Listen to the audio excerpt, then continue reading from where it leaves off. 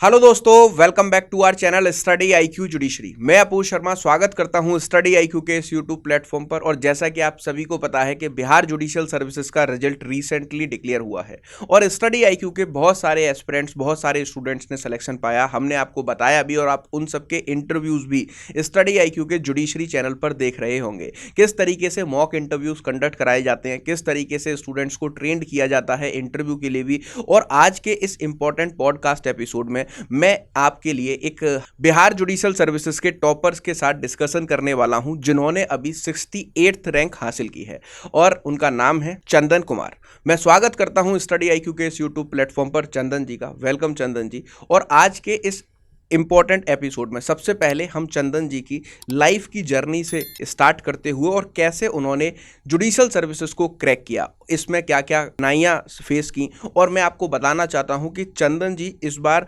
Bihar judiciary में select होने से पहले रिसेंटली अभी बिहार एपीओ में सेलेक्ट हुए हैं और उनकी ट्रेनिंग भी चल रही थी। तो उन्होंने एपीओ का ऑप्शन क्यों चुना, इस पूरी जर्नी में हम बात करने वाले हैं चंदन जी की लाइफ हिस्ट्री की। तो सबसे पहले चंदन जी, आपसे मेरा ये सवाल है कि आप ऑडियंस को और स्टूडेंट्स को ये बताइए कि आपने कहाँ से अपने एलएलबी को किया, कैसे आपको जुडिशियल सर्विसेज में जाने का मोटिवेशन मिला। धन्यवाद sir to invite me on your forum. मैंने लॉ करने से पहले जवाहरलाल नेहरू विश्वविद्यालय नई दिल्ली से मैंने अपना ग्रेजुएशन किया था कोरियन लैंग्वेज में। और जेएनयू से ग्रेजुएट होने के बाद तब मैंने सीएलसी कैंपस लॉ सेंटर से सर दिल्ली विश्वविद्यालय में मैंने एलएलबी किया वहाँ से। उसके बाद फिर नेशनल लॉ स्कूल बेंगलोर में चला गया था एलएलएम करने, वहाँ से एलएलएम किया। और एलएलएम करने के बाद फिर यूजीसी नेट क्लियर किया और फिर 2-3 विश्वविद्यालय में पढ़ा रहा था। उसके बाद फिर कलिंगा यूनिवर्सिटी भुवनेश्वर में 8 महीने पढ़ाया। फिर दिल्ली विश्वविद्यालय में भी 1 साल पढ़ाने का मेरा अनुभव रहा। उसके बाद फिर देहरादून चला गया, वहाँ के भी एक लोकल कॉलेज में पढ़ा रहा था। उसके बाद फिर इसी दौरान मैं कई सारे जो एग्ज़ाम में अपियर हो रहा था और उसी दौरान फिर एपीओ में सेलेक्ट हो गया और एपीओ के रूप में अभी कार्यरत हूँ। और फिर जुडिशियल सर्विसेज का एग्ज़ाम निकला तो आपके सामने बैठा हुआ हूँ। तो इतनी लंबी आपकी जर्नी रही। पहले आप जेएनयू गए, वहाँ से आपने एक लैंग्वेज कोर्स किया, फिर उसके बाद लैंग्वेज कोर्स में ग्रेजुएशन करने के बाद आप एलएलबी की तरफ क्यों सीएलसी आए, आपने क्यों कैंपस लॉ सेंटर को चुना? सर ऐसा होता है कि जब आप 12वीं में होते हैं तो उस दौरान आपके दिमाग में कई सारे आइडियाज़ आते रहते हैं और आइडियाज़ कंक्रीट होने में थोड़ा सा टाइम लगता है। आप कई सारे मैं किसान परिवार से बिलोंग करता हूं, तो परिवार में उतना कोई गाइडेंस देने वाला शुरू से था नहीं।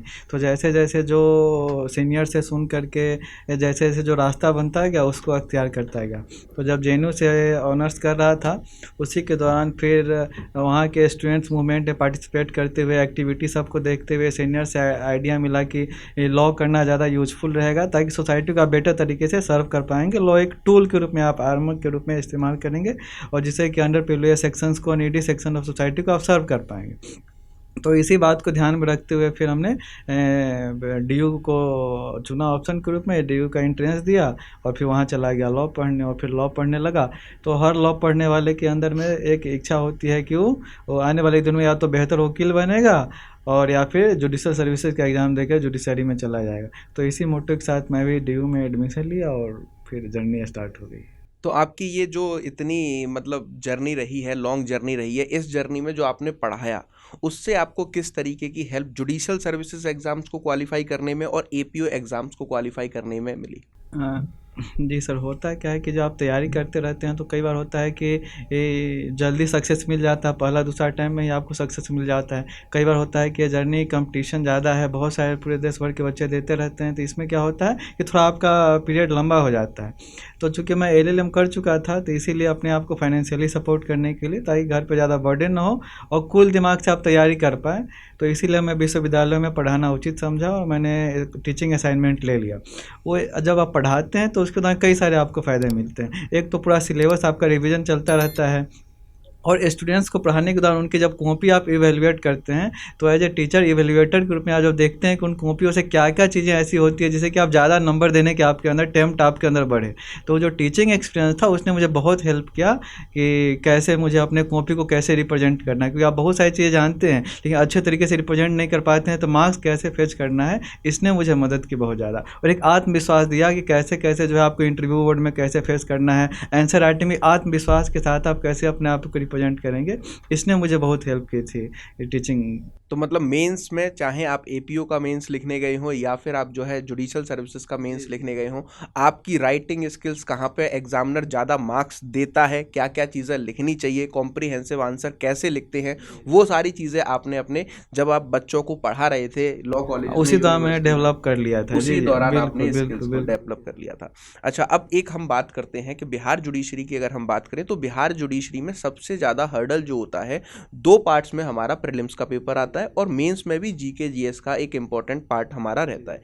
तो जब हम बात करते हैं लॉ की, तो लॉ का तो सारे ही students at an average similar होते हैं तैयारी करने में, क्योंकि लॉ सबने, किसी ने 5 साल पढ़ रखा है, किसी ने 30 साल पढ़ रखा है। लेकिन सबसे इंपॉर्टेंट है कि आपने बिहार का जीके जीएस किस तरीके से परस्यू किया और कहाँ से आपने पढ़ा, कोई सोर्स या फिर कोई बुक? जी जी। अ, बिहार में सही है कि हर राज्य की अपेक्षा बिहार में जीके जीएस का वेटेज ज़्यादा होता है। 250 मार्क्स का आपका जीके जीएस आता है, इसमें कि 100 नंबर के आपके जनरल साइंस होते हैं और 150 नंबर के आपको जनरल नॉलेज के क्वेश्चन पूछे जाते हैं।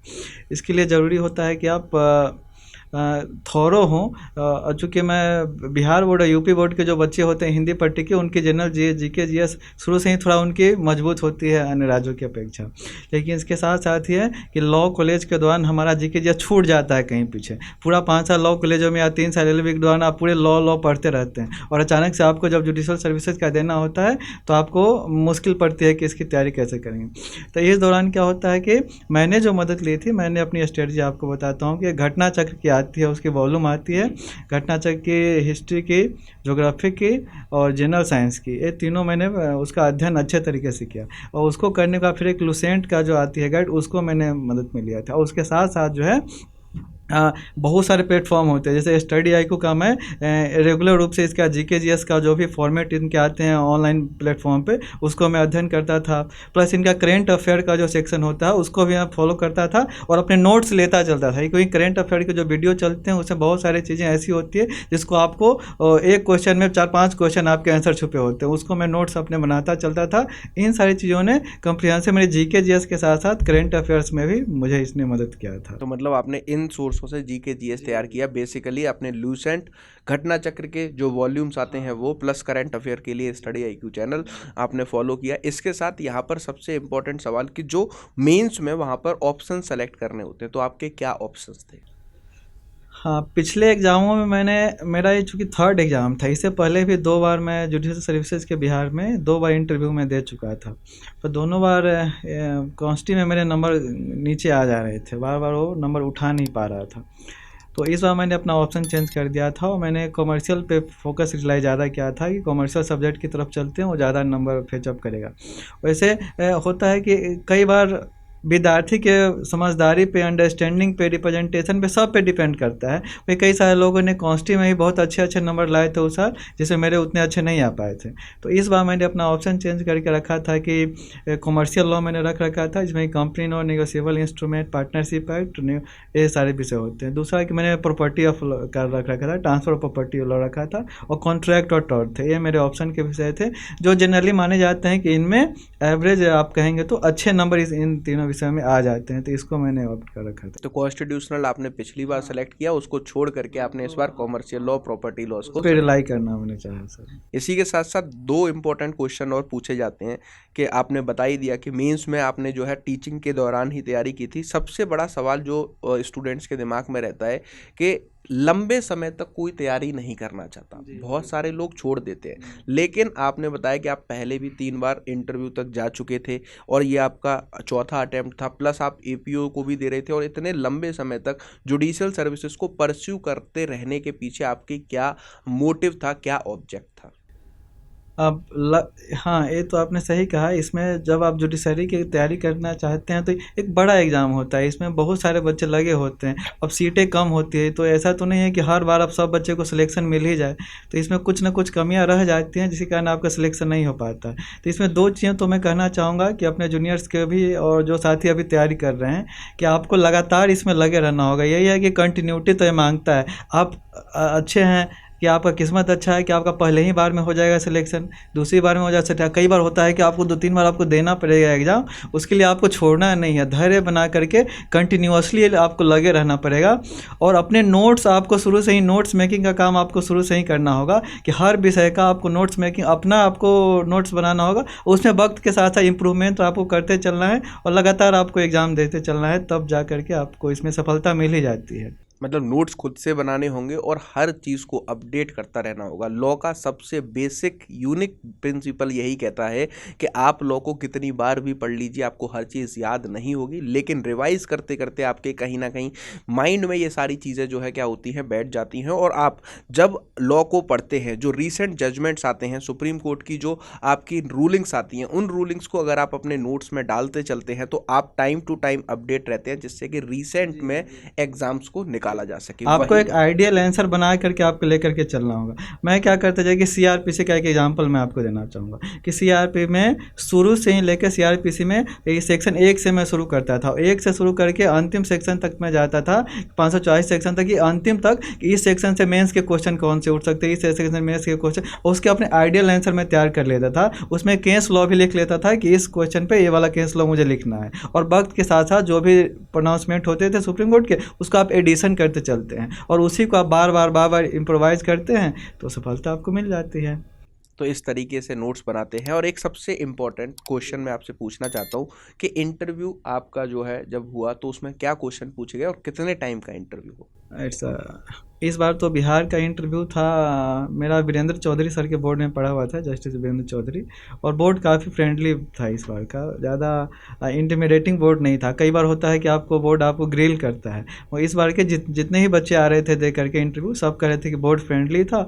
और क्वेश्चन में इस बार का था कि वो लॉ के नॉलेज से ज़्यादा आपकी पर्सनालिटी पर फोकस कर रहे थे, कि हो सकता है कि आपसे सिंपल क्वेश्चन पूछ दे वो, लेकिन उसमें देखेंगे कि इस बच्चे का बोलने का तरीका कैसा, आत्मविश्वास के साथ बोल रहा है कि नहीं बोल रहा है, इसकी इस बार वो टेस्ट कर रहे थे। तो मेरा भी इसी तरह था कि लॉ के जो भी क्वेश्चन आए थे 15-20 क्वेश्चन के आसपास मुझसे पूछे गए थे, मैंने सारे क्वेश्चंस के जवाब दे दिए थे, सिर्फ एक क्वेश्चन में मैंने सॉरी बोला था। और उन सारे क्वेश्चंस के जवाब देने के दौरान यही लगा था कि मुझे सारे आ रहे थे, ऐसा नहीं था कोई ज़्यादा टफ डिफ़िकल्ट क्वेश्चन नहीं थे, सब एवरेज लेवल के ही क्वेश्चन पूछे गए थे। लेकिन हाँ, व्यक्तित्व की पहचान इंटरव्यू बोर्ड में ही करते हैं वो लोग। आपसे क्वेश्चन जो भी जस्टिस पूछेंगे उसी लेवल के पूछे जाएंगे कि एक LLB किए हुए बच्चे से उम्मीद की जाती है कि he must be knowing that question. तो मुझसे भी उसी लेवल के क्वेश्चन पूछे गए थे और 15-20 के आसपास क्वेश्चन पूछे गए थे। तो लेवल तो वही था, लेकिन व्यक्तित्व की उसमें पहचान कहेंगे। तो आप सभी ने देखा कि हमारे साथ में इस बार के BJS मतलब बिहार जुडिशियल सर्विसेज सिविल जज जूनियर डिवीज़न में सेलेक्ट होने वाले कैंडिडेट ने अपने पूरे लाइफ जर्नी को बताया, और आप सभी को ये भी बताया कि ये एक लंबा प्रोसेस है, क्योंकि इसमें प्रीलिम्स, फिर उसके बाद मेंस और फिर उसके बाद इंटरव्यू आपको पास करना होता है। और जब तीनों स्टेजेस आप पास कर लेते हैं तब आप बिहार जुडिशियल सर्विसेज में सेलेक्ट होते हैं। और मैं आपको ये भी बताना चाहता हूँ कि अगर आप यहाँ पर बिहार जुडिशियल सर्विसेज की तैयारी कर रहे हैं तो जो सबसे इंपॉर्टेंट पार्ट्स के लिए बुक्स को रेफर किया है हमारे जो है सर ने, उन सारे जो है क्या कहते हैं, आप बुक्स को खुद पढ़िए, अपने नोट्स बनाइए, नोट्स को अपडेटेड रखिए। इस तरीके से अगर आप निरंतरता से और लंबे समय तक जो है कार्यरत रहते हैं तो जुडिशरी का एग्जाम आपके लिए बिल्कुल भी टफ नहीं है। सर ने एक बात मैं ऐड करना चाहूँगा यहाँ कि आपसे जुडिशियल सर्विसेज आपसे कोई स्कॉलरी ज्ञान नहीं मांगता है। यहाँ हम PhD करने नहीं आए हैं, तो हमसे ये उम्मीद नहीं की जाती है कि हम पूरा इन डेप्थ नॉलेज लेकर के जाएं और लंबा लंबा आंसर दे करके चले। वो आपसे स्कॉलर PhD की उम्मीद नहीं की जाती, आपसे ये उम्मीद की जाती है कि इस सब्जेक्ट को लेकर के चारों एंगल से आप अच्छे तरीके से आप जानते हो कि तो इन एंड आउट के क्या आपसे डिमांड की जाती है, लॉ पॉइंट क्या है, इसका एप्लीकेशन कैसा है, अगर ऐसा केस आपके सामने आ गया है जज के रूप में तो आप इसका एप्लीकेशन और पॉइंट क्या करेंगे। तो इसीलिए क्या करना होता है कि हर टॉपिक के ऊपर आप एक बेसिक आइडियल आंसर आप तैयार कर लीजिए और उसी को अच्छे से बार बार रिविजन, मल्टीपल रिविजन की बहुत ज़रूरत होती है हमारे एग्जाम में, कि आप जितना ज़्यादा लॉ का रिवाइज करेंगे, जितना ज़्यादा अच्छे से साइटेशन ऐप, मान लीजिए कि कोई ज़रूरत नहीं कि 10 साइटेशन एक केस में आप कोट करें, एक ही साइटेशन करेंगे, वो भी ऐप्ट अपने आप साइटेशन कर दी तो उसी में जस्टिस आपको अच्छे नंबर आपको आ जाएंगे उसमें। तो सर ने जैसा बताया कि आप ज़्यादा पढ़ने की कोशिश मत कीजिए, ये कोई रिसर्च स्कॉलर का पेपर नहीं है, आपको पीएचडी नहीं मांगा गया है, आपको एक ही चीज़ पढ़नी है और बार बार पढ़नी है। यही सफलता की एक कुंजी है जो कि लास्ट फाइनल वर्डिक्ट हमारे जो है इस बार के टॉपर ने दी है। मैं यहाँ पर सर का एक बार फिर स्टडी आईक्यू की पूरी टीम की तरफ से तहे दिल से शुक्रिया अदा करता जी हूँ सर, आप धन्यवाद यहाँ सर, पर थैंक आए यू सर। और इसी तरीके के इंटरव्यू प्रोग्राम्स हम आपके लिए लेकर आते रहेंगे। मिलते हैं नेक्स्ट वीडियो में। Thank you for watching.